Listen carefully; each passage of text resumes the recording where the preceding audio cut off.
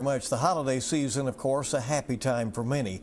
However, for food insecure Kentuckians, it can be challenging to put together the large feasts that come with winter holidays. Yeah, one Central Kentucky food bank that is working to serve those in need is busy ahead of the holiday season. WKYT's Jessica Umbro spent some time in Georgetown talking to them about making sure that they can help everyone.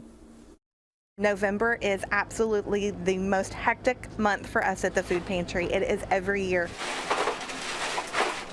The Amen House sees an annual increase in need around Thanksgiving and Christmas. We normally do about 600 or 700 a month. We're probably going to do 800 or 900 this month, and a lot of those are people that come only at Thanksgiving time. It's a need that requires extensive preparation by the Amen House. We've been actually collecting food for 2 months, and then we started making bags back in October in preparation for being able to distribute the bags during the month of November. Well, the parking lot here right now is empty. It certainly wasn't earlier. It was filled with those looking for additional food assistance. Now, volunteers are telling me that this line of work is incredibly rewarding, and it's what brought them in the first place, and it's what keeps them for the long term. I find it important to come out here to volunteer my time to help end hunger in Scott County.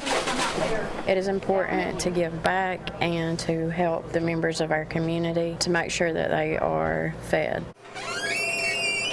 The goal this holiday season is to help those in Scott County celebrate the holidays to the fullest and with full stomachs as well. It's an absolute labor of love around here, and a lot goes on behind the scenes to make this happen. I see a beautiful community that comes together to absolutely ensure that everybody in our community has Thanksgiving. In Georgetown, Jessica Umbro, WKYT.